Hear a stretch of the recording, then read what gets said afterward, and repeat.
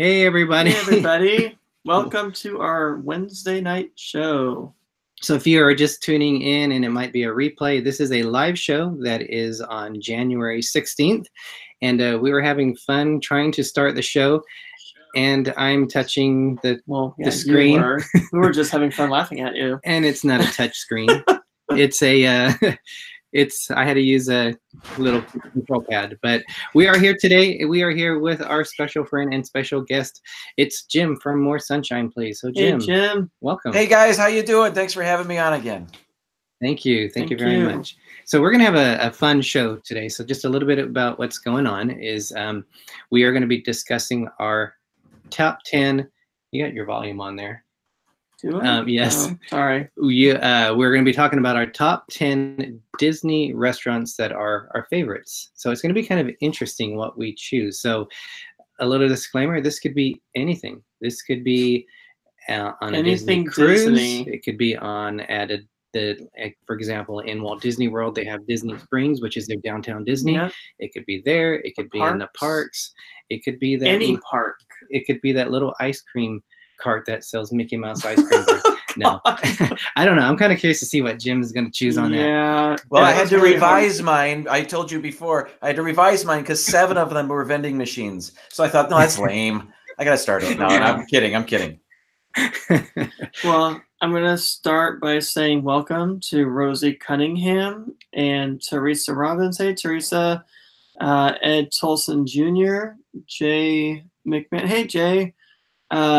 Debbie Emanuel, and Jay is actually trying to get his YouTube channel up and running more. So if you haven't checked out his YouTube channel, it is under his, it's not under his name now. It's under Blue Collar Cruising. Yes, thank you. Blue Collar Cruising. He did figure out how to change it. So yeah. He's an up-and-coming YouTuber that wants to start. He has a couple Bliss videos out, I think, and they're pretty fun to see. It's different and interesting and imaginative. I found it kind of funny and fun to watch, and he actually enjoys the feedback that we've given. Try to help and things like that. So if you want to check out his channel. We have It's My Georgia Life and Hi, Linnell. Cherry Awesome Sunsets Travel. And if I'm yelling, I'm sorry, I can't hear myself that much. Adventures of David and Aaron. Hey, guys. Welcome. So we got 12 people on so far. So everybody, welcome to our show. Yes, thank you. And we can give it a little bit more time just to see if more subscribers come in. Yeah, but in the meantime, let's introduce Jim. Jim, if you can explain it, because some people might have not seen your channel before. If you can let us know a little bit about your channel. Sure. Thanks, Derek. My name is Jim. My channel is More Sunshine, Please. I live in Florida, and my channel is Walt Disney World specific. I do a lot of things at the parks. As a matter of fact, I just released my latest video yesterday, and it was all about actually a restaurant I shall be talking about later. So if you haven't seen my video, I'll fill you in just a little bit. Awesome. And do you have anything upcoming? I do, always. I mean, it's a busy time at work, I'll say that. So it'll be slow in coming, but in the meantime, I'll fill the void with some live streams and other things. So, but yeah, we're going to be getting back into the Magic Kingdom. My family, we just renewed our annual passes. So I have plans for Magic Kingdom and Hollywood Studios coming up. Awesome. There's a lot of changes that are going on there, especially with the 2021 for the 50th. So a lot of good stuff. Plus we have, of course, the Star Wars land opening up this year. So that should be really exciting. As for us, you guys, if you're not too familiar with us, I am Derick.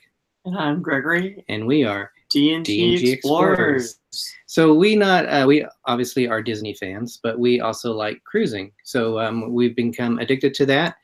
We have just been on 2 cruises this past year in 2018.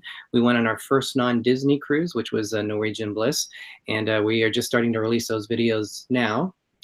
We are going to be doing our Better second late one. than never. Yes. I think because we had issues trying to, because we just got a new MacBook Pro and we had problems trying to release our first video on that. So we ended up going back to the iPad to do it.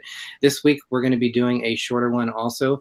It's going to be the studio lounges on the Norwegian Bliss. So studio lounge and the studio cabin. So it's kind of unique. There's some cruise lines which only one person can go into a cabin. It's a one-person cabin, because I always thought cabins you had to have double occupancy in it, but they do have specific cabins for just one people, and we're going to show a video on that because I thought it was a really unique thought how they did it. So that's going to be coming up this week, and then we're also going to try it once we start mastering this MacBook Pro.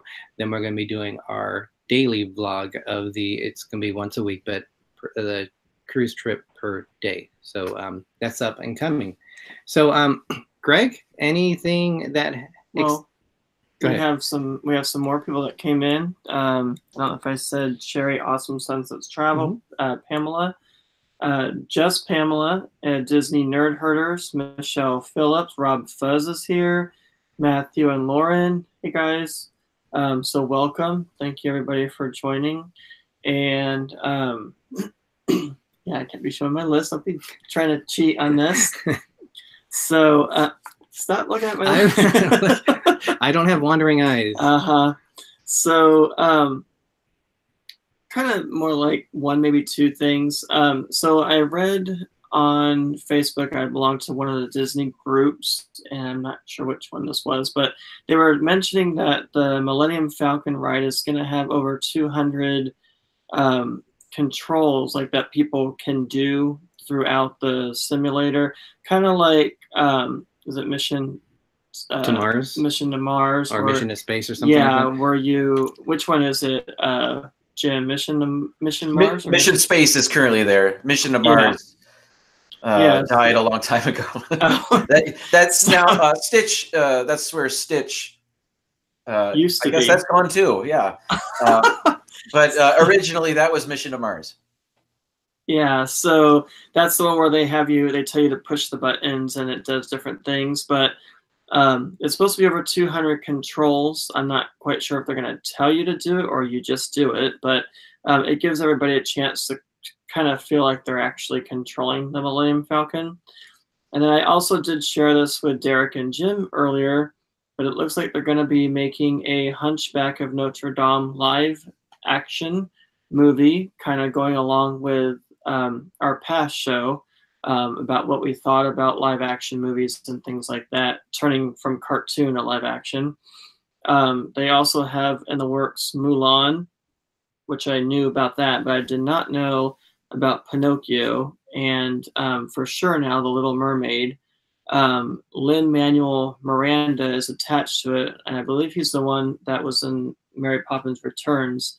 I just hope that he doesn't play Prince Eric. I can't see him in that role. But Jim was saying, you were saying something about maybe him playing like a behind-the-scenes type of a thing. Yeah, well, he's first and foremost a songwriter. He wrote some of the music for Moana, so perhaps he's just writing music for this and not going to star in it. But who knows? Or maybe play a voice as well. But yeah. I sent a list of people that I thought might have been good aerials, and I think you saw some that you thought might be good, but I think that might be something that we could do sometime, see who we'd like to have cast in some of these upcoming movies. So I'm looking forward to the Hunchback of Notre Dame. I think it's going to be really exciting. That's going to be different. The cartoon itself was kind of dark, and I've only seen it once before. We saw it on DVD, and I forgot how dark and menacing it was towards the end. Definitely. But you kind of jumped ahead, because what did we do yesterday that we were going to talk about? I know you only got a few hours sleep last night. But who did we see? Well, I wanted to say really quick, Reggie and her man is on. R. Johns, and I think D. Walker joined. Donna Alex Jaworski, Alex Downs, Sherry C. Coos. Now Alyssa Stenberg. Jay's under the blue collar cruiser now, so Thank you guys. Thanks for joining. There's 30 you. of us joining, or 30 of us joining. 30 of you guys watching right now. So thank you so much. So last night we had an epic night. An epic night. It was a very long night, especially since we got up extra early in the morning. I woke up at 4 a.m. But who did we see last night, Greg? We saw Elton John. Elton John on his final farewell tour, the Yellow Brick Road. I think we were the only, unless 2018 it started, but on the shirt, we were the third city listed, which is Fresno, California. Yeah, it just and that goes all the way through December of 2020. That is insane. 2 years of traveling. Busy man. And not only that, I mean, I'm not a huge Elton John fan. I like some of his songs, but I was so impressed by him because he was the only performer. He went on about 8:15 p.m. and the show ended at 10:50. Can you believe that? He's in his 60s, and almost 3 hours. He stopped maybe one time for a costume change for like 5 minutes. 2 costume changes technically. Yeah, well, the last one was the encore thing at the end. But he was just going straight through, and he was a really very happy. We always say you want to see the Disney Legends. Well, he did the Disney song soundtrack, Lion King, but which he didn't play any songs from that. But I'm sure that could always change. But we always wanted to see the icons, and it was so excited to actually see him. So that was one of the things we wanted to share on that. So it was just him and a piano, no band. Yep. No, he had a band. His band looked kind of like they were as old as the Rolling Stones. It looked like. I mean, they were not a young band, but they had energy. Let me tell you, the drummer especially. They had 3, if you want to call them percussionists. One just nonstop drummer, and then you had 2 other ones that were on drums at times, but different percussion pieces, a guitarist and the bass guitarist. And some of them were from when he first started. So they were some of the original members, and it sounded like they did their own thing, but because it's a farewell tour, they joined him again for this final one, and they were really good. They were rocking it. Yeah, and there were parts of it where it was just Elton John beating down on the keys and then playing their guitar and everything, like for 10 minutes straight, just instrumental. Yeah, it was insane. And I just thought, oh my God, is he going to tire out? I got tired just for him. I had to take a nap. Well, you guys, you sent out a picture of you guys last night at the show, and I went and searched a set list. I wanted to see what you guys were in for last night, and I called one up, I think, from his Boston show a couple of months ago. And man, just one song after another. Again, I'm not the largest or biggest Elton John fan in the world, but I knew every song. I knew every song on that set list, and man, it looked like you guys were in for a lot of fun. Yeah, it was impressive. Really impressive. I was somewhat of an Elton John fan. Now I'm more of one. He's done a lot of charity work. There was a song called oh my God, Candles? No, I don't know if it wasn't Beloved or Believe. I think it was Believe. And he was showing video of his charities, the AIDS charity, just all the good things that he's done for people. So he's a really good person. Michelle Phillips, she said, we saw him in Vegas last year. He is so good in person. And then we have a question, which we kind of talked about yesterday. Kind of think I know what your answer is going to be. But Matthew and Lauren, what's the best concert that you guys have ever been to? So I'm going to let you answer that for you first. Go ahead. Erasure. I knew it. My favorite group is Erasure, so they will be my favorite ones. But if you exclude them, I would probably say the one that was really fun was the Go-Go's at the Eats to the Beat concert at Epcot. We went a few years ago. I think that was the only time they went, was like maybe 3 years ago. That was probably my favorite concert besides Erasure. Well, I'm sorry to say, not too sorry, but I think Cher and Elton John were way higher up there than the Go-Go's. Now, between Cher and Elton John, I don't know. You and I both said we can't really compare them, so it's really hard to. I can't compare. I would say both of them. I just can't pick one over the other. So if you have a chance to see his tour, you definitely should check it out.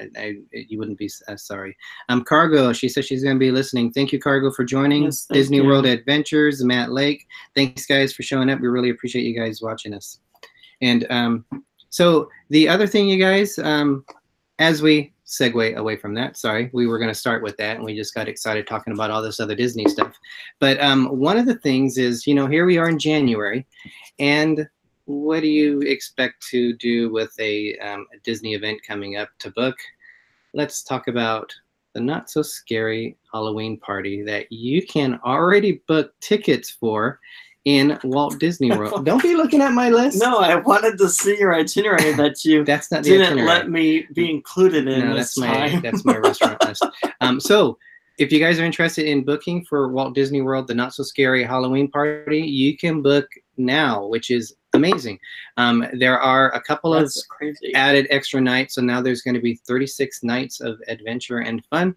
It starts August 16th and it goes through November 1st. Wow. So yeah, Halloween in August. It's so interesting how Disneyland and Walt Disney World operate, because you cannot book any Halloween events yet for Disneyland. When I looked up on the website, it says check back with us in spring. So what, possibly April? So it's really curious to see that Disney World is planning so far in advance, but maybe because of just it's more of a travel destination and Disneyland is more of locals that visit. I'm not sure, but I just thought it was kind of unique. But I think the prices are anywhere from like $89 to $135, and I think you do get like a $10 discount if you book a day earlier online. So I'm sure there's some other discounts out there. Some nights there are probably some ticket holders discounts, but just main thing, if you guys are interested in doing that and you want to pick your date, check it out now for Walt Disney World. Jim, are you going this year? Probably not. But if we do, it'll be closer to Halloween. When you just mentioned the dates, I was just thinking to myself, Halloween in Florida, the Halloween night, October 31st, can still be hot. It can still be hot here.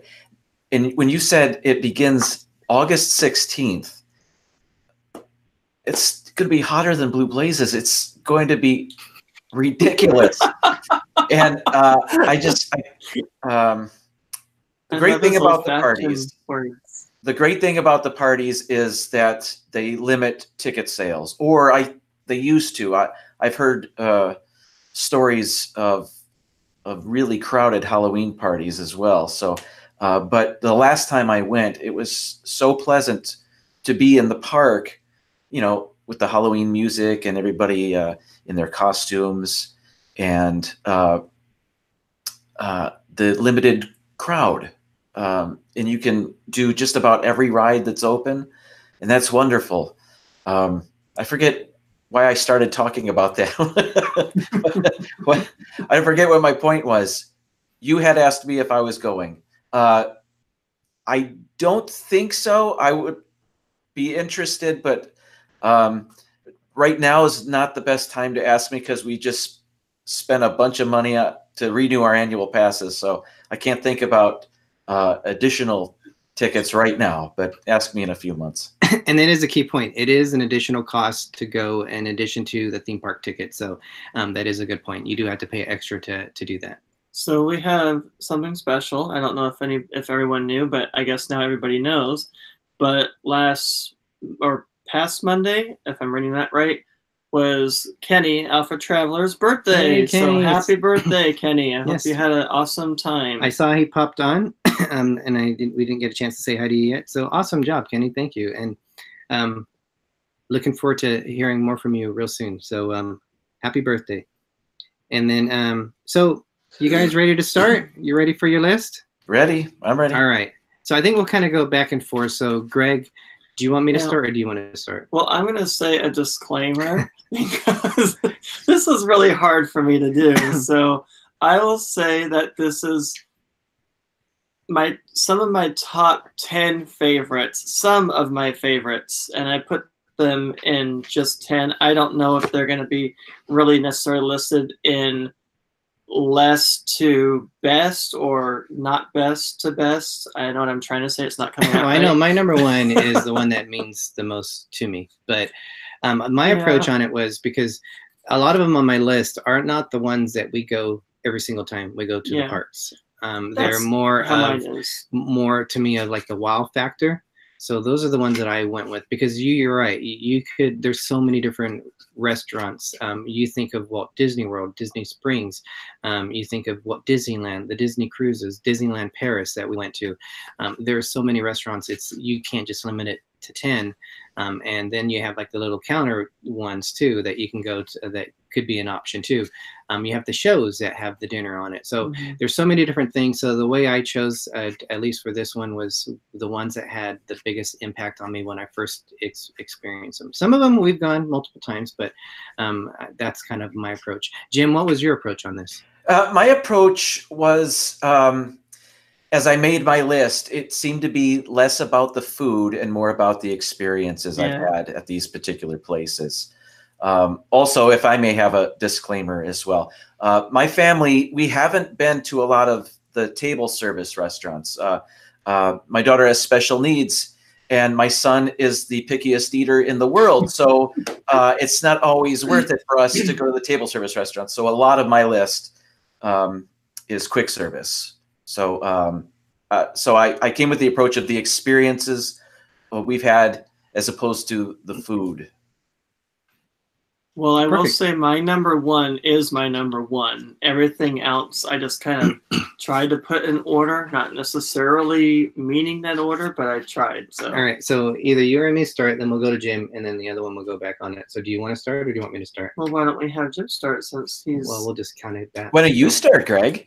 What are you afraid of, Greg? Okay, I will start. Excuse me. So I was going to say something. I totally forgot what I was going to say now. Okay, that's fine. Oh, and and now we have not seen each other's lists. Honestly, we were doing our own list from across the room of each other, so we don't know. But I'm sure some of them will be several. I'm pretty sure.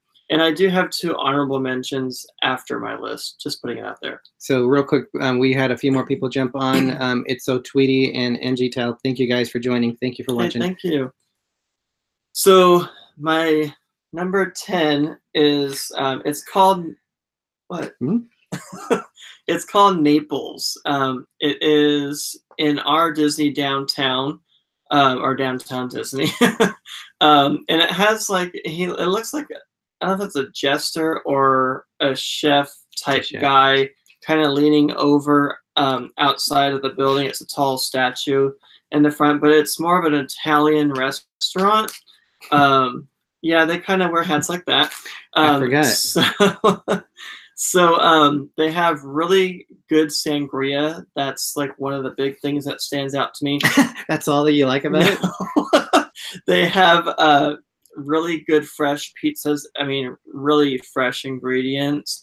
They also have a side area where you could do like a bake and take type of thing. You just order it and you take it on the go type of a thing. But it's really worth it to sit down. Last time we went, it was raining and we wanted to eat outside. So we actually waited until the rain stopped. I don't know if you remember that. I do. We're waiting outside for them to like dry everything off. And it was it's a nice atmosphere. So that's my number 10. Italian place, right? Is more Italian because you have pizza and you have some of the other Italian items on the menu. Well, Naples, hello. Yeah, Naples. So right. Cool. It's Italian food, really good. That is a good one. Very good. All right, Jim, you're number 10. All right, I can't see it. I know I just said that a lot of my list is quick service as opposed to table service. However, I'm starting out my list with a table service restaurant, and this is Le Cellier in the Canada Pavilion at Epcot. This is a place, when my dad comes down here, he's got to go there. He loves this place, and so I love this place, you know. It's kind of the first expensive restaurant I went to in Walt Disney World, if that makes sense. And it's a lot easier to get into now. It used to be a $1 table service credit restaurant. Then they switched it to a 2 credit table service restaurant, and the crowds went down considerably after that. So Le Cellier is much easier to get a reservation for now. And the steak there was delicious. It's a steakhouse, so it better be, I guess. But so the first one on my list is Le Cellier. We actually, I've eaten there. Have you eaten there before? I've never even heard of it. It's over there in Canada. It's if I remember though, it was you sit next to the person to the the next table. It's really cramped on there. But the food was, I agree, the food is really good. It's a good experience to eat there on that. So I agree. Also, we had someone jumping on is Disneyland Eric. Oh, awesome. And if you guys haven't seen it already, Jim did a collaboration video with Disneyland Eric. So if you guys haven't watched that, definitely go over there and check that out. It's a really good video. Yeah, I forgot he had that hat here. He likes the hat collection that we have. And David A. from our friend from the Bliss, who we're going to meet on the Escape, he made a comment about the hat too. Yeah, I guess I don't usually wear hats, but you wouldn't know it because I always seem to have a hat on here. My number 10 is the Lamplight Lounge. This is on the Pixar Pier, and this is at Disney California Adventure. One of the things, so the lamp from the Pixar movies, the ones that they show, moving around, that's the theme of this restaurant. There's a lot of Pixar in there, but it's cool when you look in on the floor when there's that symbol of the lamp on there. But the really cool thing about it is the atmosphere, because where they have the World of Color, so they kind of have that little area of the water, you can get a outside table. It used to be a different name of the bar. It was Ariel's Grotto. Ariel's Grotto, and then they named the outside bars separately where you can get like snacks and that. Now I think the whole thing's called the Lamplighter Lounge, but you can sit outside or inside. But they have the famous lobster nachos, and those are amazing. They're like the reason why you want to go there. Yeah, so it's cool to be able to sit back, and you got Paradise Pier behind you with the Mickey Will. You got the Incredicoaster going, and then you have they have a secret menu too. So they have really good drinks, but they also have a secret menu that is. There's some restaurants at Disney, as you're aware, you can order a secret menu, and they have some items on there in that one too. So that's always, and you're looking at me like, oh, I don't remember that. I don't. Do you know some of their secret menu items? No, at this point I don't. And they might have changed it since they changed it to the Lamplighter. Yes. They didn't tell me, but no, they do have a secret menu. But to me, my number 10 is the Lamplight Lounge at Pixar Pier and Disney California Adventure. Well, really quick, Matthew and Lauren are saying, have you been in the hidden room at the Lamplight Lounge? I did not know they had a hidden room. There's a lot of secrets in this place. I thought that was the bathroom. Oh my God. Wow. Well, we don't want food from there, so. All right, Greg, you're number 9. All right.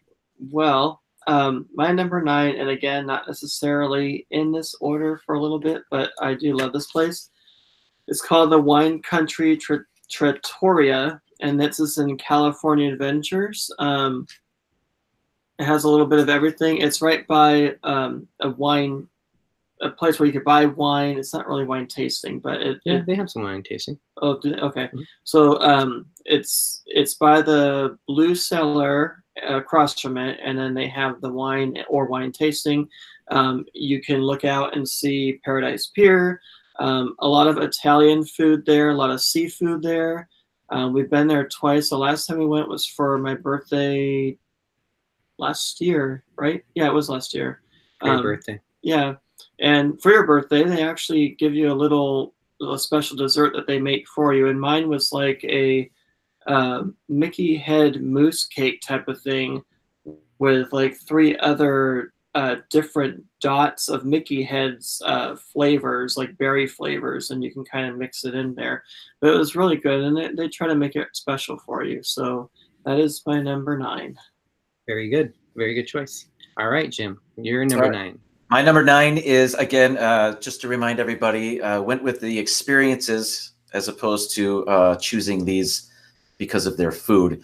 My number 9 is the Pinocchio Village House, or however you say it, in the Magic Kingdom. And the reason this is on my list, it's not because they have the world's greatest food. They have some flatbread pizzas. They have some other Italian dishes, Italian dishes. But what makes this place great is that I guess my favorite part is a specific set of tables. And these are the ones that are by a window that overlook It's a Small World. So if you're on It's a Small World in the Magic Kingdom and you're just getting on the ride and you're just about to enter the first room, up above is a set of windows. Usually there's children there waving at you. And these are the tables that we like to sit at. So my daughter can be there and she can watch the boats go by. She can watch the people. Disney will have these pre-made signs that say high five each other or giving directions to the people on the boats as they go by. And it's just a really pleasant experience. It's a joy for us to be able to sit there and watch people on It's a Small World go on their ride. But back about the food, like I said, that's not the reason it's on my list. As a matter of fact, the last time we were there, I ordered food from a different restaurant and I walked it over to Pinocchio Village House and we ate the food from a different restaurant in there so that we could enjoy those tables. So Pinocchio Village House is my number 9. Don't they have something unique there? Is it the pretzel hot dog or something like that? I thought I remember seeing something that is, you have to get it there only. I don't have the menu memorized. As a matter of fact, I get food from other restaurants and I break, no, I just said that. No, you might be right. You might be right about that. Here's another thing too. And this goes not just for Pinocchio Village House, but every restaurant where you can take advantage of the mobile ordering. Mobile ordering, and I've got to make a video about how wonderful mobile ordering is. That just makes the dining experience so much better in Disney World. Not having to wait in those 35, 40-minute lines for your food. It's such a treat to be able to whip up the menu on your phone, place an order, and then get notified when your food's ready. That's wonderful. Yeah, and I don't think, since it is still kind of new, I mean, it's been around for over a year, I still don't think people use it as much as they should. So I think that's good. And especially during the busy times in Walt Disney World, doing something like that is going to save you a lot of time instead of trying to get a reservation, unlike what you said, waiting a long time for it. So that's a really good idea. I think Matt Lake said they're going to Walt Disney World in next month, so they're getting some good ideas for that. So awesome, definitely. And then Matthew and Lauren just left, so good night, Matthew and Lauren. Matthew and Lauren were winners of our first giveaway that we did. Yeah, that was awesome. So really quick, Debbie Emanuel had to go because of a windy rainstorm here in Northern California, which it's probably going to come down to us. We're not too far from it. So hopefully it doesn't hit during our show and take the power out or anything. So if it does, you'll know what happened. So, but we'll keep going because we hope that doesn't happen right now. So we're on number 8 now. Number 9, I still have to do mine. MG Tell said years ago there was a pirate ship rest near Tom Sawyer's Island, served tuna sandwich, best I ever had, but they got rid of it. Yeah, and that's one thing. They do that a lot at Disney. They change their restaurants all the time. I don't remember that one specifically, Angie, but there's one over there called the Harbor Gallery that we like to go, and we get like a shrimp salad in a bowl, like a bread bowl, and that's one of our things that we like to do over there by the Columbia ship, right across from the Rivers of America. Oh no, I usually get the lobster roll there. You might get the shrimp. I don't think I've had the shrimp. Right. The lobster roll is amazing though. It's real chunks of lobster, not imitation stuff. Yeah, that is good. All right, so my number 9 is we're gonna go all the way to the ocean. We're gonna go on to the Disney Magic, and we're gonna. My number 9 is the Rapunzel's Royal Table. Now, every Disney ship will have their own restaurant. Some of them are the same, some of them are different. This is unique to the Disney Magic. We went on the Disney Magic after it was refurbished this past March, and we were the 4th cruise after they had refurbished it. And so we were pretty much new to the Rapunzel's Royal Table. So it's a, they have rotational dining. It's included with the cost of the cruise. And the cool thing is it's a show based on Rapunzel, Tangled. So they have the cast members from that cartoon involved in there. And the food was good, but it was just the environment of it. It was fun. It was a little noisy. It was probably one of the most noisiest restaurants that we had gone to. Really? Yeah, it was really noisy. But that was one of my best experiences and we actually did a video of it called the Rapunzel's Royal Table. So that was fun. That was a good night that we had on it. We did before it was open kind of tour and a during. I was going to say an after, but we did a during. So it is, I never finished before. It's a Disney one of the restaurants for the Disney rotational dining. So you'll rotate, your staff follows you to the different rooms every night. And that's one of the hotels or one of the restaurants that you'll go to for it. So that's my number 9. Awesome. And so my number 8 would be the Disneyland. Now I know Walt Disney World has one of these too. I don't know if all parks have them, but the Disneyland Crystal Palace. I know Walt Disney World has one, but that is where you can get their famous fried chicken. No, it's Plaza Inn. Is it? Mm-hmm. It's a Plaza Inn. Okay, well, let me switch that name then. I was on like 5 hours of sleep. So, okay, so the Plaza Inn is where you can get their famous fried chicken. I haven't been to the Crystal Palace.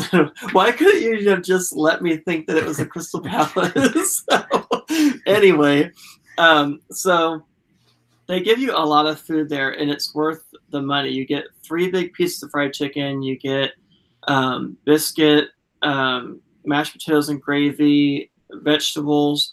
You can add a dessert if you want, and then strawberry shortcake. And of course your drink. But for the price that you pay, you get a lot of food. It's really worth the amount. I don't remember how much it's probably close to $20, I'm sure. But for a Disneyland park and for them to give you that much food, I really think it's worth it, especially if you're hungry. And there's normally not too much of a wait. They do have other things on their menu, but the fried chicken, that's all I get when I go to that place. Yeah, so that is my number 8. So Greg, you had a tie for number 8. 2 restaurants. Yeah. Okay. Well, I don't think I've even been to the Crystal Palace then, so I thought it was called the Crystal Palace. So, oh well. So, your number 8, Jim. What was that? What would that be? My number 8, and this is a place that my family and we just started to enjoy. We just started going maybe 4 trips ago to Epcot. We went to this place and had such an enjoyable time. We've gone back again and again, maybe. And this is the quick service in the Germany pavilion. It's called Summerfest. And it's quick service, so you order from a cast member that's standing at a podium or a register kiosk, and there's nothing special about that. The menu is limited. It's got bratwurst. I think there's a Frankfurter on there. And then there's a potato salad. There is what else is there? Other sides. If my wife were here, she'd tell me. But and they're all very good. They're all good.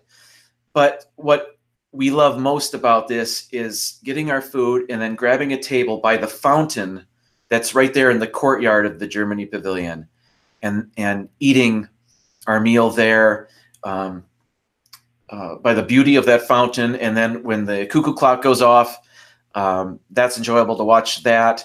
And we usually, when we go to Epcot, we're there getting all the rides in that we can. And so it's rush, rush, rush, do this, do that. And then when we're hungry, we've been going to the Germany Pavilion. And so it's usually later in the evening, around 7 or 8 o'clock when we do this. So the weather has cooled down, and it's just been very pleasant. So that is my number 8, Summerfest in the Germany Pavilion at Epcot. We have not tried that yet. I think the only thing we really go in Germany are the popcorn. The Wurzels popcorn with the chocolate and the Werther's original. Werther's original. Yeah. Oh yeah, that's awesome. That's like really good goodness in a bag. Yeah. Wait, Werther's on the popcorn? Yeah. Oh, okay. And I haven't had that. Yeah, and then some of them are they'll have like chocolate dripping on it too. Yeah. You should try it next time. Awesome. Good choice. My number 8 is probably going to be a surprise that it's not higher, is the Hoop-de-Doo review. Oh, I forgot about that one. Well, I talked about it last time, but I like that one. So the Hoop-de-Doo review is at the Fort Wilderness Campground. It is a family-style dinner, I guess, is how it's get done. Mm-hmm. So they bring you food for everyone to share. It's all you can eat. It's all you can drink. So you can have wine, you can have beer, you can have soda, you can have water. I think lemonade too is included on that. I'm sure they'll cut you off at a certain point if you get too drunk. So it's and Jim, I know you'll be talking about it too, and I don't want to rain on your parade, so I'll just kind of loosely cover why it means so much for me. But it's kind of like a vaudeville style show, a little bit campy. But my mom and I went there first, like in 2012, I think. And we sat at table 13, which is right next to the piano player. And so if you want a good seat right next to the piano player, right in front of the stage, we called them and asked for table 13, especially on the second time when Greg and I went. So I've seen it twice. The show never gets old. Some of the cast members were the same. When Greg watched Jim's video, he remembered seeing some people that were like from 5 years ago that were still in the show.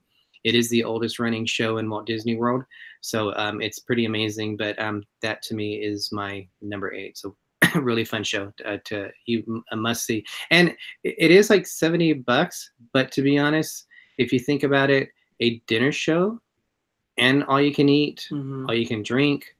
I think in terms of shows and meals, the cost actually isn't bad when you include the show in it. So I would say a helpful tip would be, if you're going to go to that place, maybe eat small snacks throughout the day and then just gorge yourself with food at night, because you're paying the price of it.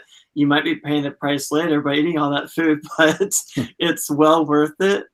So you'll save money that way. Just eat smaller snacks or bring smaller snacks, and then just, eat to your heart's content at night. I think that's worth it. I just came up with that idea right now too. We need to do that next time. We also had our Disney Adventures join us, so Ohana. You guys, if you can at this time, if you can let us know if you are a creator in the channel, so other people can check your channel out if they haven't already. I think pretty much everyone here knows each other, but if you guys are not familiar with each other, please go check each other's channel out and let us know what kind of content you have, and maybe even what your next video is going to be, or what your one that you just released. So feel free to do that, guys. Thank you. All right, we are gearing up on number 7. Okay, well, I'll just say right now it's a repeat. So my number 7 was, or is, Rapunzel's Royal Table. So again, awesome restaurant. Love the interaction with the characters. You had like the best character interaction. Oh yeah, there was, and that's why I was kind of smirking and laughing to myself when you were talking about it. But in our video of Rapunzel's Royal Table, I was talking with one of the henchmen, I guess you would say, and he was talking about his family past, and he said something like, part human and animal or something, and I said, where does the animal part or where does the human part come in? And he said, nothing human here, my friend. He stayed in character when he said that, and I just thought the way that I asked, I think he had to come up with an answer quick that was still like Disney-fied, I guess, because it could have went so many different directions. I didn't think about it when I said it, but it was pretty funny. So it's a fun experience, dinner and a show. I love the lamps. If you guys get a chance, your waiters and waitresses actually become part of the show, carrying lamps around and stuff. So it was really nice and special. So we have Linnell from It's Our Georgia Life, who's heading out. Have a good night, Linnell. Thank you, Linnell. Have a nice night. Yeah. Prayers to you and your family. Yes, yes. So that is my number 8. Rapunzel's Royal Table. 7. Is it 8 or 7? Where are we? It's 7. 7. Apparently, I can't count. This is what happens when you have like maybe 5 hours of sleep. So, 5 hours? You make it seem like you only slept for 5 minutes. I don't even think I had that, but okay. So Jim, your number 7. Okay, I'm going to Hollywood Studios for this one. This one is my number 7's the 50s Primetime Cafe. This is the restaurant that is themed like an old 50s kitchen or home. And your server treats you like family, like she's the mother of the family, and she's serving you the food that she made. It's decorated. It's got old-timey TVs on some of the tables, and it's you know, a lot of vintage decorations and appliances, and you know, the servers are characters. They really are. And it's fun to interact with them. The menu is comfort food, you know, fried chicken, meatloaf, all that good stuff, and it's good. And I've been there once or twice, maybe twice, and it was enjoyable. And that's my number 7, 50s Primetime Cafe. We'll have to try that next time. That we've always talked about it. So they get on you too if you don't eat all your food, from what I understand. Yeah, they'll give you a hard time. The children, you know, clean your plate, eat your vegetables, and yeah, it's been a few years since I've been there, so I can't remember all of the lines that they spout off, but I know it was funny, and yeah, it's a much like it's not quite dinner theater like Hoop-Dee-Doo is, but it's a mid-range in there. You've got a server that's personable but playing a character. You know what I mean? So it's like you're part of the show. Well, I don't think when they say clean your plate, they mean lick your plate clean. So don't be trying to do that, Derick, when we go, because you probably would. All right, my number 7. So for this, we're going to go all the way across the pond into Disneyland Paris. Now, they have some interesting restaurants there, some unique ones.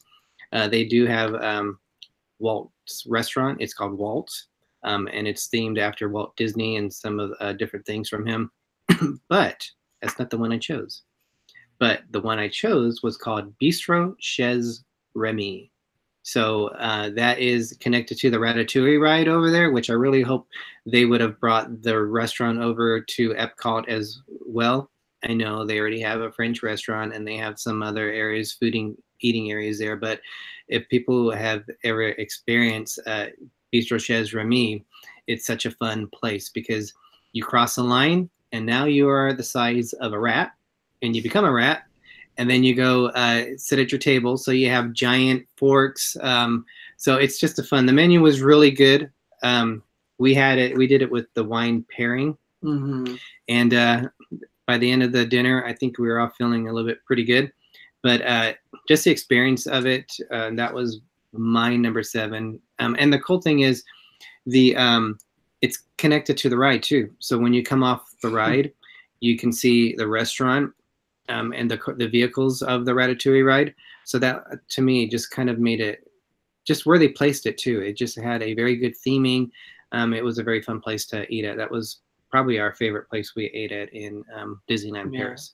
I don't remember if we went on the ride first and then the food. Yeah. We did? Yeah. Okay. Yeah. And that ride itself was awesome. I can't wait for Walt Disney World to get that ride. It's going to be cool. All right. So we are now on to number 6. We're probably going to have to pick it up here because we're already at almost an hour. I think we're fine. So number 6 is going to be specific. The Palo Brunch. Now, we had the Palo Brunch on the Disney Dream, and I picked that because when we went to Palo for dinner on the Magic, I actually was sick, so I couldn't taste my food. I know Palo is a very nice place, but when you can't taste your food, it's just like it's teasing you. So it looks good, but you can't taste it. So the Palo Brunch was awesome. It was our first time going there.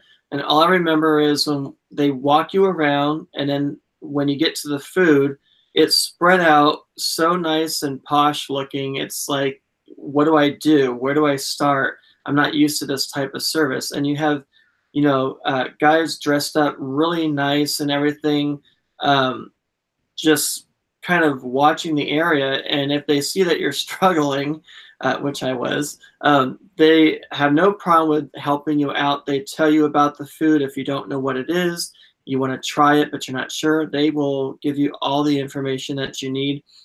They actually kind of not really forced us, but we were full, and they said, oh, no, you got to try the lasagna. And we're like, we don't want to waste the food. And they're like, no, you have to try it.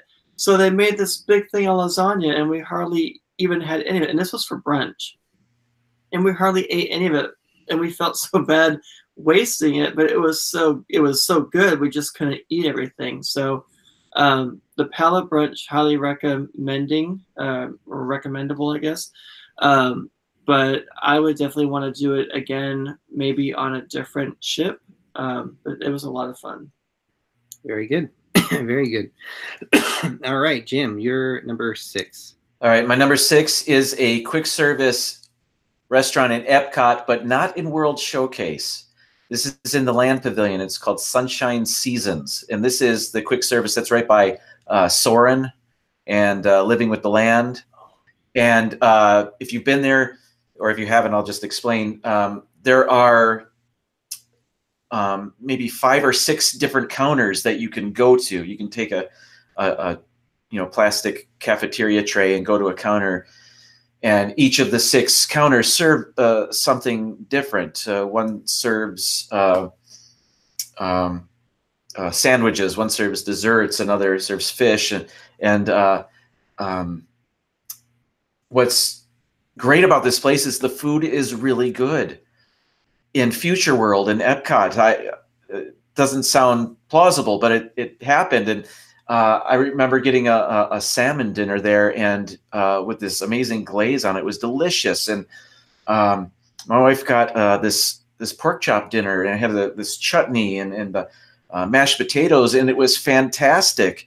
And we've been there multiple times. And people, in your group can get whatever they want. And because there's such a variety there, and the food was delicious, and it's in a great location because we're in the Land Pavilion every time we go to Epcot, because my daughter loves Soarin'. I love Soarin' too. I mean, who doesn't?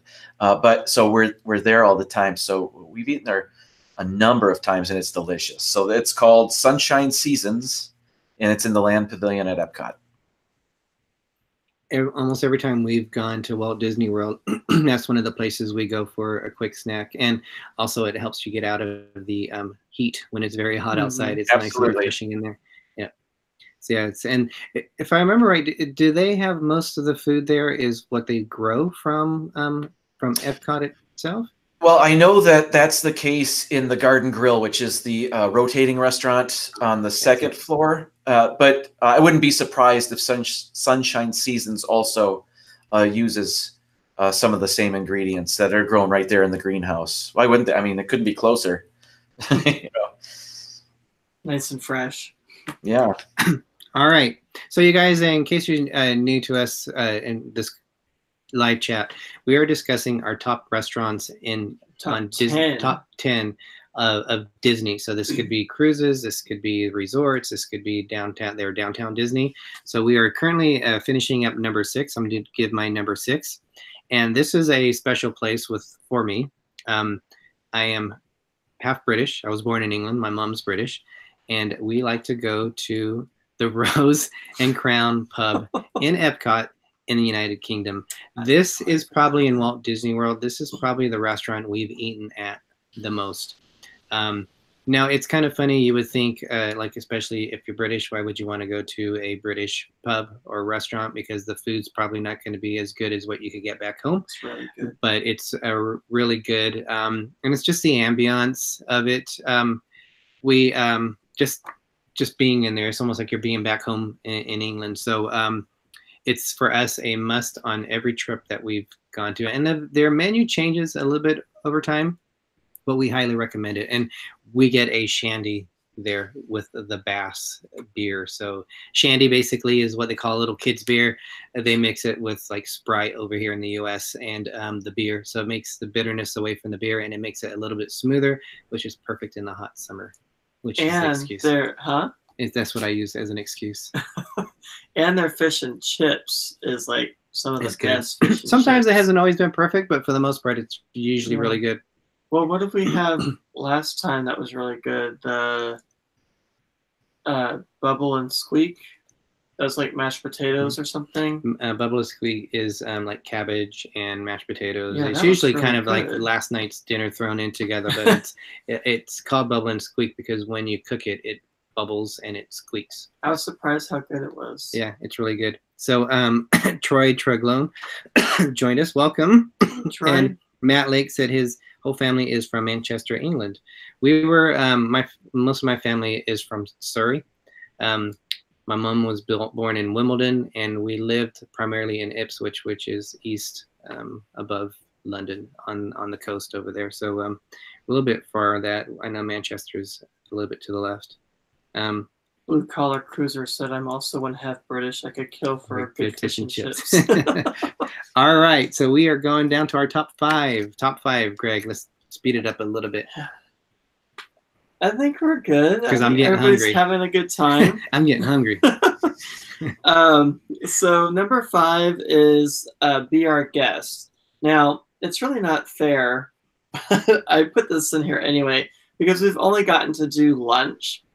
But from what we experienced, now this is just the experience alone. You have 3 different rooms. You have the grand ballroom, I think the library, and then also the West Wing. And I think we've only eaten in the West Wing both times. We ate there once, didn't we? I think we only ate there once for lunch. Been there twice, I think. Now, I'm pretty sure. But we never been able to go there for dinner. And you're supposed to be able to make reservations 6 months in advance. And even when we did it to like the hour that we knew we could do it, they said that they were sold out, which is very surprising. So I don't know what's going on with that. But when we were there, one of the cast members said a good tip that you could do is the night before you want to go, call in. And usually there are people that cancel. So you can maybe, slide yourself right into their time slot and get a time to do that, which is pretty interesting that you have 6 months and can't get in there, but the night before you might have the chance of getting in there. Yeah. So, but I mean, that's a cool chance, but we did have lunch. They have, really good sandwiches. I think that's what we had was some kind of a sandwich. It was a while back, but in the gray stuff. The what? Gray stuff. Yes, the gray stuff, which is like mashed Oreo in pudding or something like that. But the cool thing about the West Wing is that it's thunder and lightning. So the picture or painting of the prince, that Slash from him clawing it in the cartoon, shows, like when it flashes, it'll show the prince and then the beast. So that's really cool, I think. And the lighting is really nice too, because it's kind of dim, not too dark, not too bright. It's just right. So I think that's a fun experience as well. It is. It's definitely. So be our guest. Even a walkthrough without eating there is worth it. All right, Jim, you're number 5. My number 5 is relatively new. It's in Pandora. It's the new quick service in the whole Avatar area of Animal Kingdom, and it's called Satuli Canteen. And what's great about this place is they serve these protein bowls. So if you've ever eaten at a restaurant like that, you choose your protein and then a rice or a grain of some sort, a sauce perhaps. And so you can get a bowl like that. They have these, I've once ordered these cheeseburger. They were like bao bun cheeseburger type things. And I think they were trying to make cheeseburgers look like they were from another planet or something. Those were pretty good. But it was delicious. And it's such a nice, new, healthy option in Walt Disney World. And I liked it a lot. And I also liked the little dessert counter they had. They used to have these pineapple desserts, and I heard they got rid of those, so I'm lamenting that. But Satuli Canteen is my number 5. We didn't get a chance to eat there when we went. Not sure what we did that night. We went with our friends during that time, and I think more open. We have a more open palate than what they have. But I was hoping to try that. So next time we go to, hopefully we'll be able to see what that is. We have that big cinnamon bun thing in that same area. Starbucks. That was at the Starbucks. In the Animal area thing. Yeah. Awesome. Very good. All right. My number 5 is what Greg has already says. It's the Palo on Disney ships. So a little bit more onto that from what Greg said. They do offer brunch, and they also do the dinner. Brunch isn't offered every day. It's a lot of times they were saying it was only at sea days, but when we went, it was offered when we went to Nassau. So it was on a day where we were in port. It is an additional charge. The Palo restaurant is on all the Disney ships. It is one of the restaurants, the upgraded ones that you have to pay additional for. It's around $35. I know it changes the price for the additional, but it was named after the gondolas in I think it's the Pole in Venice. So because the original one was built there, they all have the Palo on it, and I'm pretty sure all the new ones will have Palo on it too.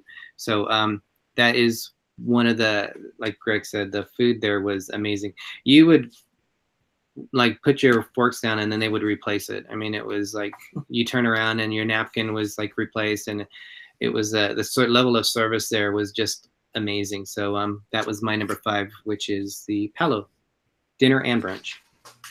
So really quick, Matt Lake said his whole family is from Manchester, England. So that's pretty cool. Looked like David and Aaron had some issues with connection, but they're back, so that's good. I just want to make sure I didn't miss any announcements or anything. Okay. So we're going to go on number 4, top 4. Number 4. All right. So it's getting down to the nitty gritty, but again, these are just favorites. We have so many more, I'm sure. So number 4 is going to be, I believe it was called the Coral Reef by the Finding Nemo ride at Epcot. That was a really awesome restaurant. I love seafood. I love ocean life. And I love the fact that they had a huge aquarium inside there. So you can eat, see all the fish. Watch them catch your food. So, yeah. I was thinking of that same thing. It's like, I want that one. Give me that one, please. They have, fish. I think they even had some mammals like manatees, stingrays. Oh, manatees are delicious. No, I'm kidding. Is that what you meant to eat? What? Oh, you just meant in the aquarium. I thought you meant to eat. That was on the menu. I'm talking about the aquarium. They had different fish and mammals and things. So it was such a long time ago, but I just remember it having like lighting on the ceiling to where it looked like you were in the ocean, because the floor you'd see like swishy, swirly blue lighting, like you're in a reflection of the ocean kind of thing. I think they had seashells embedded into the floor, if I'm not mistaken. Jim might know more about that part. Did they have that? I think. I don't know if he's been there. I've only been to the restroom near there, so no, I don't know that. Okay, it sounds kind of like the queue to the Nemo ride that's right there. With yeah, that I've been in that. Little Mermaid does that too for us, but yeah. So I mean, it was a good atmosphere, low lighting. It wasn't too bright. I just remember it being a really nice restaurant inside. I think we might have been there twice. I'm not Just sure. once. Okay, but I would like that's to an go there interesting again. place because a lot of people don't like it. They're not I impressed loved with it. I think the options we had, we really enjoyed it. The only thing I thought, the drinks were watered down. That was my only negative. Oh, I don't remember. This was like 7 years ago. Those are the something. important things. No watered down drinks. Come on. All right, good choice. All right, Jim, you're number 4.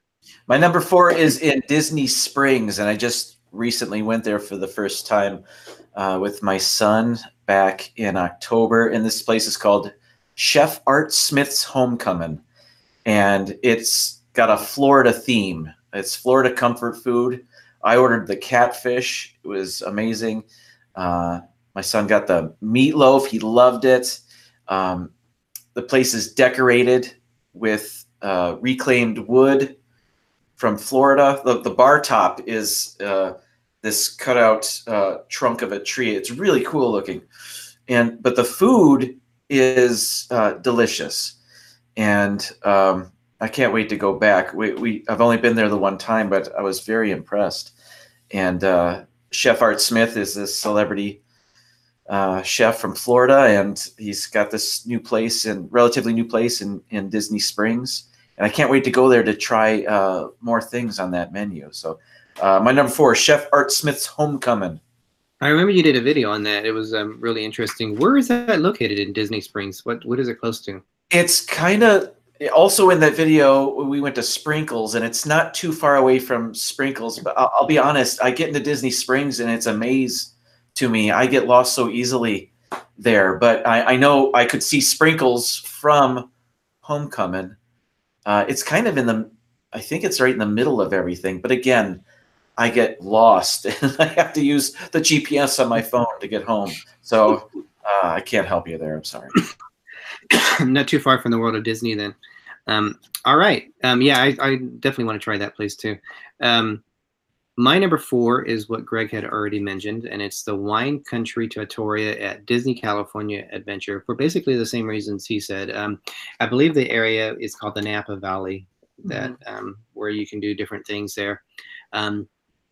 At the Disney California Adventures is kind of a combination to me of Epcot and Disney Studios, Hollywood Studios, Disney Studios, Hollywood Studios. I've forgotten now what it's called. So it's great to sit outside when you have those. They're not the awnings. What are they called? Where the vines are going through them. Yeah, it's like wood. Yeah, oh, and then there you go. Yeah. So certain parts of the day, if the sun's coming down, it could be right in your eyes. But other than that, it's really cool just to sit out there. In the evening, I think, so it's perfect. But I think one of the reasons why it is one of my favorite is every time we've gone there, it's been because of either a birthday or something special. So those are just good memories that we've had there. Really good food. It's not too expensive. So in terms of getting good quality food, it's not, I mean, you're getting like a restaurant food you can get outside of Disney. So it's really good quality food for a less expensive price. Still expensive, but not as much as you would think on it. So a definite must for us. All right, when you got top three. Uh-oh.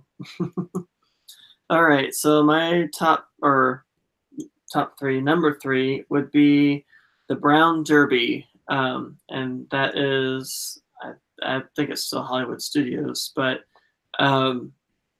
yeah, so the Brown Derby was a very posh looking, high class, kind of pricey restaurant. I don't remember too much about the food other than it was good. Of Amazing. course. Yeah, it was really good. I don't really remember the inside of it. I just remember it just being nice. This was like 7 years ago. They had like a lot of caricatures on yeah. So that, yeah, it was kind of like that type of restaurant, like Hollywood, where they had the wall of characters and everything. If you've seen the Muppets Take Manhattan, where Kermit goes into the restaurant, they have that wall of caricatures there. Now, they did have one in Paris, Disneyland Paris, but that was nothing like this. It was more of a, you know, order and take out type of thing. It wasn't high class looking or anything. So it was very disappointing for us, I think. So the cool thing about the Hollywood Brown Derby is it was not modeled after an actual Hollywood Brown Derby in Hollywood, like old Hollywood. Old Hollywood. It's no longer around, but I know they had more than one, but a lot of your main actors would go to it. So there's a lot of history behind it. But the Cobb salad was invented at the Brown Derby, so that's where it came from. I didn't know that. Yep. That's so cool. That's one of the big features of it. But yeah, pretty good history of it and really good food. Some of the food that you can get in Disney parks are just top notch. You just can't believe. I mean, they are expensive for some of them, but top notch. Very good choice. Yeah, the Brown Derby is on my wish list. There's a few places that I really want to get to soon. The Brown Derby is one. The Flying Fish over on the boardwalk is another. My turn, number 3. Yep. We've already talked about it, and I just released a video about it yesterday. Woohoo! The Hoop-Dee-Doo review. Now, what's interesting is that there's also a buffet-style restaurant next door called the Trail's End, and they serve the same food. It's the same kitchen. So, and it's fried chicken, and it's really good fried chicken. It's where else have I had fried? Oh, the 50s Primetime Cafe. I've also had fried chicken there. This is better. This is really good fried chicken. They also had pork ribs. The corn was delicious that they serve you here at the Hoop-Dee-Doo. The mashed potatoes were so buttery, and you didn't need gravy, which is good because they didn't serve you gravy. Oh, and then the strawberry shortcake that they served for dessert was wonderful. And it's big. So the whole table, or our whole family anyway, shared one strawberry shortcake. But the Trail's End restaurant is a all-you-can-eat buffet, and it's cheaper than the Hoop-Dee-Doo review. I think it's $35 for the Trail's End buffet.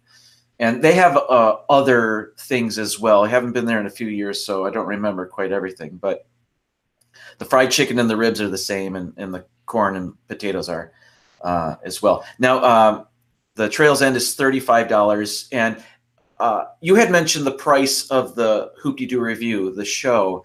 And depending on where you sit, the price varies. If you want to be right up by the stage, well, those are the most expensive seats. They have 3 tiers of tickets that you can get for that. And the ones by the stage are the most expensive, of course. And then there's a balcony, and those are the least expensive. So I think the range of tickets goes from 65 or 70 bucks down to maybe 50 for the least expensive. But like you said, not only are you getting an all-you-can-eat dinner, you're getting that stage show, which is very entertaining. It's campy silliness, and I just did it for the first time on January 2nd, and so glad I did. It was a lot of fun, and the meal was delicious. So that's my number 3, the Trail's End / Hoop-Dee-Doo review. And where is it located again? Matt Lake was asking. I don't know. Oh, that's right. It's located in Walt Disney World's Fort Wilderness Resort, and it's in the back. So it's not actually the easiest place to get to, because you can't, if you're driving there, you can't just drive your car up to the parking lot of the restaurant. There isn't one. So if you're driving to Fort Wilderness, you have to park at the front where you check in, and then take a Disney bus back to Pioneer Hall, where the Hoop-Dee-Doo review takes place. But you could also, if we had more time, we would have done this. You can take a boat from the Magic Kingdom or the Contemporary Resort. And that would have been a lot of fun if we had time to do that. But as we normally do, we run a bit late, so we didn't give ourselves enough time for that. But that would have been a blast. That just would have added to the whole experience to take a Disney transportation boat there instead of the bus. But yeah, it's in Fort Wilderness, which is my favorite Disney resort. Yeah, that's how we went. We took the boat. That's my favorite way to go anywhere that I possibly can in Walt Disney World is by the boat, because I just love the water. And you actually got to see the old Discovery Island, and also a little bit of river country when you went by it. So that was pretty cool. I was surprised they took you by river country. There's a little water path that goes between the island of Discovery Island and river country. River country, if you guys aren't familiar with, it was the first water park in Walt Disney World, and they closed it down. There's been a lot of people that have snuck through there as it's kind of fallen apart on itself, which they don't recommend you do. Otherwise, you can be banned from Disney. Yeah, but same as the Disney. But you can actually see quite a bit of Island. it. I was surprised that you could see that much of it. But, well, not so much anymore, because they're now building a new resort on that location. So that's right. It's a DVC one. Yeah. Yeah. All right. My number 3 is we already talked about it. It's the Hollywood Brown Derby. That's my number 3 also. So hey, we matched. Yeah, we both say number 3. It was a unique dining experience. We also did the Fantasmic package with it. So we went for lunch, more or less. I think it was early, or dinner. We went like at 2 o'clock or something like that. And we got our Fantasmic tickets included for us to get a preferred seating. So that was just a fun night for us to do that with it. So that was my number 3, the Hollywood Brown Derby. Okay, all right. Greg, number 2. So my number 2, this is a tough one, but I'm good. I put down the Cathay Circle at Disneyland, California Adventures, actually. And that's the one that was made after the Cathay Circle in Hollywood. Don't even think it exists anymore. But that's where Walt Disney, that's where they played Snow White and the Seven Dwarfs. So really nice, very pricey restaurant. I would recommend, if you're going to go there, do it for something extra special, because it does tend to go on the pricey side, but well worth at least going once, if not more, at some point if you ever can. The drinks were really tasty, really good, and from what I remember, the food was excellent. So we sat, I think, right by the open door where you can kind of look out, and it's just a really nice atmosphere. I remember like Hollywood paintings or pictures on the wall around the area, nice couches. So just some of the things that were coming back to me, but it was a really nice atmosphere. It's an amazing restaurant. I don't know if you could add to it, but that's what I remember anyway. We might add to it a little bit later. All right, Jim, you're number 2. That means you probably will. My number 2 is in the shadow of the castle in the Magic Kingdom. It's Sleepy Hollow Refreshments. This is a quick service. It's really a counter that you go up to. And again, it's not necessarily the food, but it's just the memories, the experience that my family has had there, getting a funnel cake, or they also have the waffles filled with fruit and Nutella. That's just actually wonderful. They also have waffles filled with like buffalo chicken that's on there. They have ice cream there as well. But just we've been there many times. Just getting a funnel cake or a hot chocolate or whatever on a cooler night, sitting down at one of the tables. The castle is right there. You're watching people walk in and out of Liberty Square. It's just very pleasant and great memories. That's my number 2, Sleepy Hollow Refreshments in Liberty Square at the Magic Kingdom. I remember that. We tried that one time. We did. Yeah, it was really good. I can never eat a waffle cake. What are they called? Waffle cakes. What was it that you called it, Jim? Funnel cakes. Yeah, funnel cake. I can never eat one by myself. They're too sweet. Oh yeah, you've got to share those things. Yeah. That's a lot. So Matt Lake was asking, is that on Main Street? No, it's in Liberty Square. Liberty Square is a unique land to the Magic Kingdom. It is off the hub, so you go down Main Street, but then you take the hub to Liberty Square. It's the land right next to Cinderella's castle, and it's going to be your first building on the right as you head into Liberty Square. It's we really like that place too. We always wanted to try that Nutella sandwich, and we actually did, so that was really good. We enjoyed that. All right, Nurse Nancy joined us. Welcome, Nurse Nancy. Thank you for joining us. And all right, Jim, did you want to add anything else to it? Are you good? No, that's it. I didn't know if before we get to our number ones, if we wanted to do our honorable mentions. I know you still have to do your number two, but sure, we can do that. We can. All right.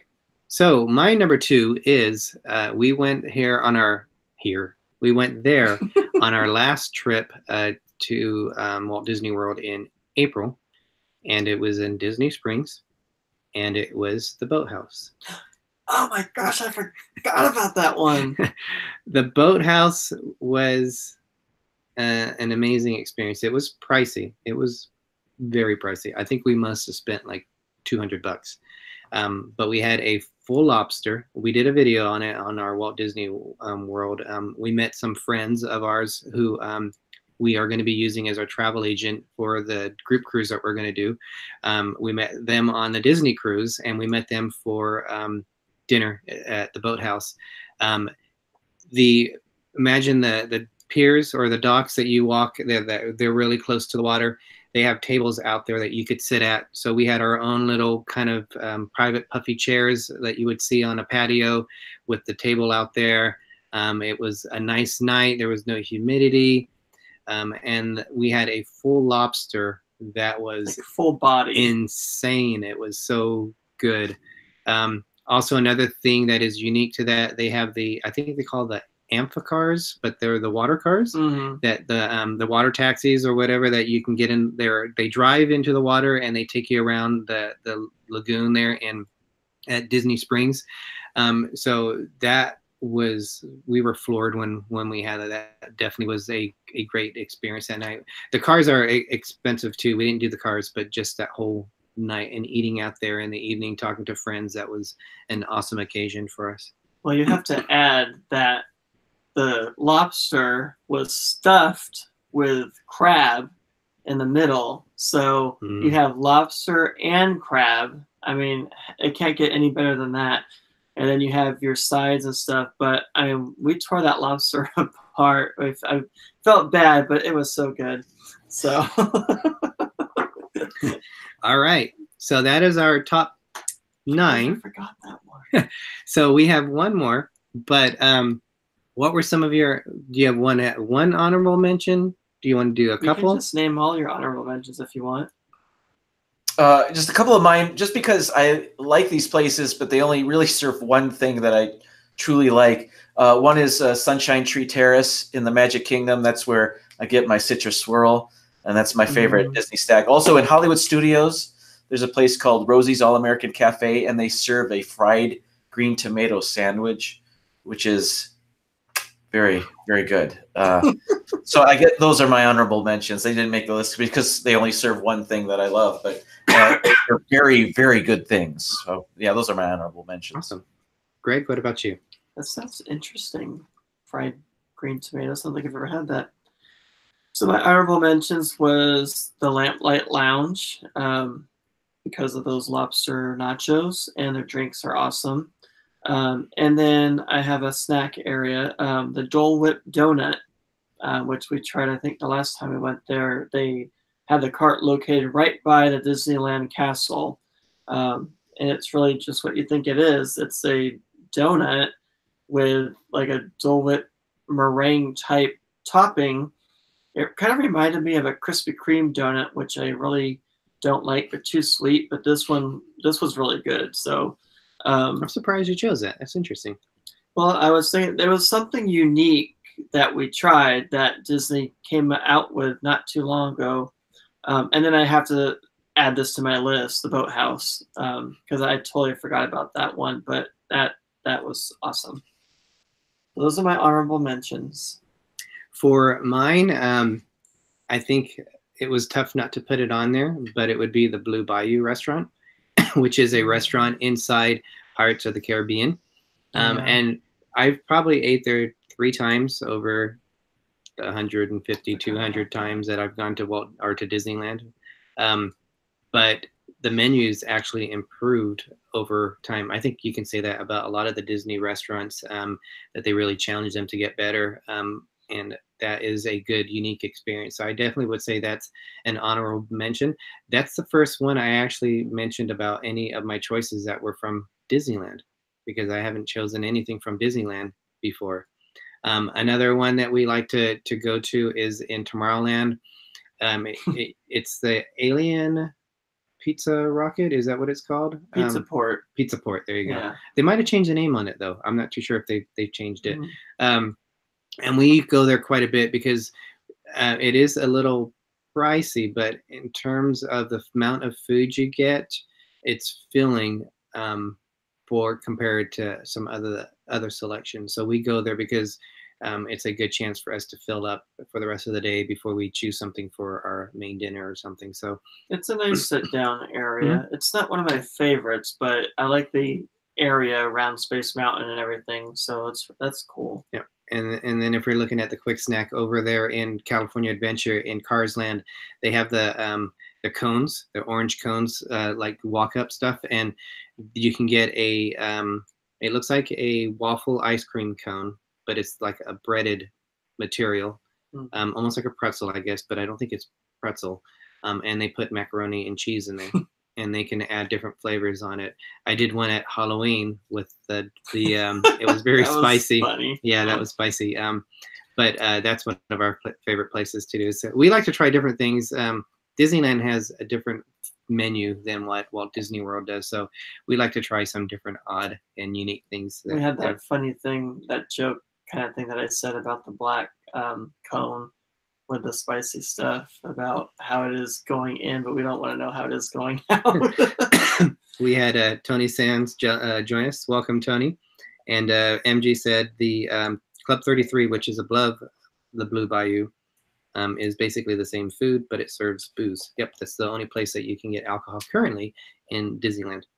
Now, I don't know if you noticed, but every time we've gone to the Blue Bayou, I think the first time you and I went, then the second time we had one of our friends go, and then the third time we had more friends go. So it's like each time we go, we add more and more friends. So I think that makes it a lot special too.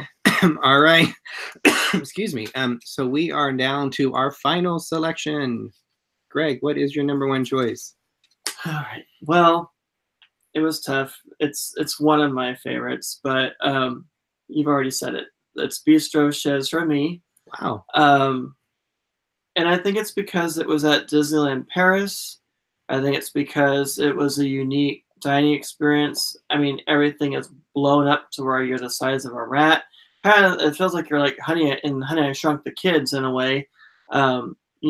Plates for tables, or backgrounds of plates. I liked how the menus looked. A little bit of a different language. But it still tells you in English what they are. And then our server that night, she was awesome. I remember her. She was very nice, offered pairings, options.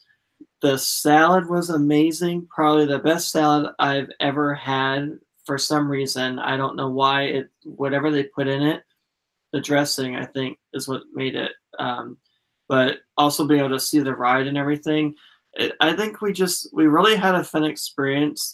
You can check out the video on our channel. That was one of the first videos, because we just started videotaping, and that was one of our first videos we actually filmed.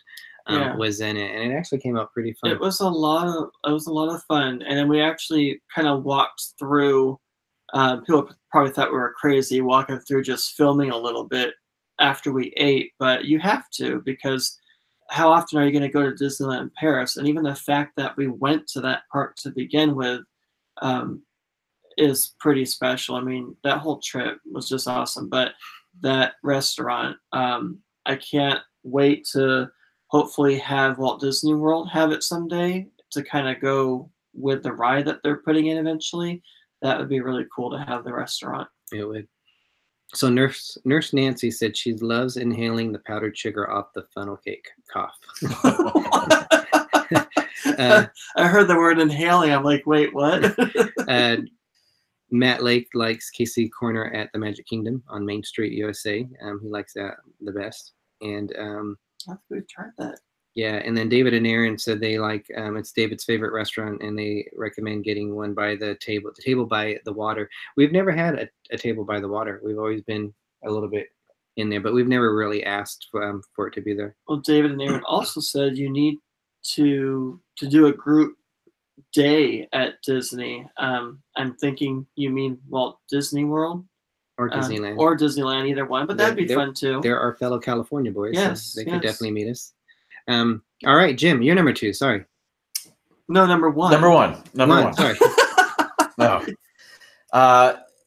When I think of the Magic Kingdom, I don't immediately think great food. I mean, certainly it has its spots, but Epcot's certainly better for food, in my opinion. But my top 2 are from the Magic Kingdom. My number 1 on my list is the Columbia Harbor House. This is the restaurant that's kind of between the Hall of Presidents and the Haunted Mansion. And it's got kind of a nautical theme to it. I saw Disney Nerd Herders in the chat mention this place as well. Some of my earliest memories of the Magic Kingdom are of the Columbia Harbor House. Even when I walk by, I can smell that familiar Columbia Harbor House smell. What I like about it is the food is good, and it's, as far as Disney goes, pretty inexpensive. They have some items on that menu. They have a bowl of chili for just a couple of dollars, stuff like that. They usually have some sort of lobster roll or tuna sandwich. What else do they have? I've had chicken pot pie there before, and everything's been good. Another thing I like about it too is there's an upstairs to that place, and quite often the first floor is full of people, and usually you can find a place to sit on the second floor. Plus, if you can get a window there, you can watch people walking in and out of Liberty Square, and it's just really neat. So my number 1 is Columbia Harbor House. I just love that place. That's a very interesting pick. I have to ask why you're laughing when he said there's an upstairs. We've actually eaten there quite a bit, and you're right. There are some really good food items on there, but I will never forget where we were. Did Greg, I think, was holding a tray of drinks, and you were carrying it, and I don't know if I stopped quick or you stopped quick, and we turned around and hit each other, and the drinks went flying. Oh my gosh, everywhere. I remember that. And we felt so stupid. And you got it. This place is crowded, and you got soda everywhere, and we're like, we just had an accident. So I will always remember that place. Yeah, you ran right into my. You tray. stopped or something, and I just I think I ran into you, and then the tray went flying. That was pretty bad. That is a nice place. I forgot about that. Yeah, that is a good place on it. All right. Good choice, Jim. My number 1 is, Greg already said it, it's the Carthay Circle, which is in Disney California Adventures. Yeah. And come up with that one. You cannot believe the level of quality from this restaurant. If you want to go to a top-notch restaurant, this is definitely a place to go. Again, it is expensive. We were wearing our t-shirts and shorts, and we were so self-conscious. We felt that we needed to leave, change into something dressier, and come back. But because we never did. But you can't believe a restaurant like this. And it's cool because they have the Carthay Circle Lounge, which does have some special drinks there. It's downstairs. But when you go upstairs, and you can either take the elevator or the staircase, you see old pictures along this corridor of Walt Disney with different people. I believe there was one with Shirley Temple, but it's just kind of gets you back into the mode of what it was like back in the day, like when Hollywood, because that's what Buena Vista Street is in Disney California Adventure. It's when Walt first arrived in Hollywood, and this restaurant brings you back to that time, and it's just an amazing experience on it. So by far, that was the biggest wow that I think I've had at any Disney restaurant that we had. So that's my number one. Yeah, I think it's fun being able to go to a place like that that's at an amusement park and know that you can get away with actually dressing down, even though you might feel out of place at first. But, you know, it was our fun time when we were there. It was our time to go there and have fun. So I think eventually we just were comfortable the way we were and didn't think anything of it. We had a good time. So. So much to do. Maybe we'll just end up one thing. What are maybe one or two restaurants that that you want to visit still on your list? Because there's so many more restaurants that we haven't visited. Greg, maybe two that you want to do. Jim, same for you. I know I had mentioned the Flying Fish on the boardwalk. I really want to try that. And then also there are two restaurants in the France Pavilion at Epcot, and I want to try the one upstairs, and I can't remember the name of it. Chefs de France or something like that. I understand that that's the better of the two restaurants, and I really want to try that. So those are the, I think, two, and the Brown Derby, I guess, three on my list. I don't know if it's even called this anymore, but I think it's the Paddlefish in downtown Disney at Walt Disney World. It's the one that looks like an old-time steam, like Steamboat Fulton, Willie. Wasn't it Fulton's Crab House? And now it's Paddlefish? Now it's the Paddlefish, yeah.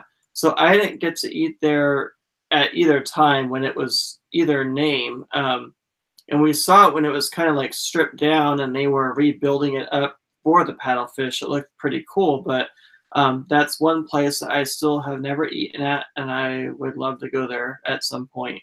Hopefully when we go to the 50th anniversary of Walt Disney World, that will be a place that I finally get to eat at.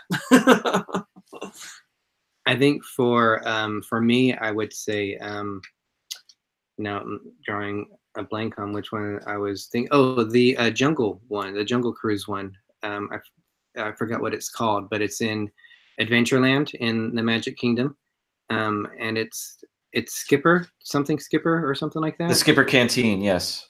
Yeah, I'd like to try that. I know looking at the menu, the food looks a little bit spicy. I would like to try the one that you mentioned, in Animal Kingdom, that one canteen. I think it's Satuli Canteen, yes. Yeah, and then also I'd like to try that home place you were talking about. Like knowing half the names. I want to say Home Style or something. Where they treat you like a child? No. Well, yeah, actually, I want to do that too. Yeah. Oh, okay. Primetime Diner on there. Skipper Cantina. Rob Fuzz said he ate at Skipper Cantina as a kid. No, I think he's talking about, because Skipper Cantina is new. I think he's talking about another restaurant. Oh, but I don't know which one. Disney Nerd Herders, thank you for joining us. Booze Cruise, we are new to. Both of our channels are new to each other. I'm enjoying your Emerald Cruise videos, so very cool to see it. That's one out of Long Beach that I don't think you've watched yet, but they're really fun videos. So I'm looking forward to seeing more from that line. Check out the channel then. Yeah, definitely. So those are our picks. I'm kind of curious to see what you guys think. If you want to leave them in the comments, or Rob said the paddlefish is what he ate as a child. Oh, well, before I don't remember what it was called before, but yeah. So that I would love to eat there. Yeah, definitely. All right. So, Jim, you have some stuff coming up soon. Are you releasing something? If you want to keep it secret, but are you releasing something this week? Probably not this week. It's crazy at work, but I got something that's a little bit different coming up soon. But no, I don't want to talk about it yet. Awesome. It's going to be goofy, not something I've never done anything like it, but it'll be, hopefully it'll be silly, and you'll find it as oddball as I'm hoping it will be.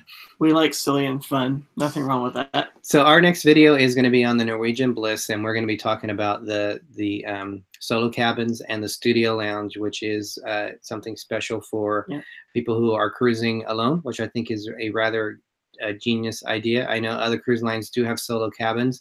I like the way that Norwegian has done it. We just released last week our first video on the Bliss about the go-kart. So that was a fun time that we had on that. So a short little video about 11 minutes.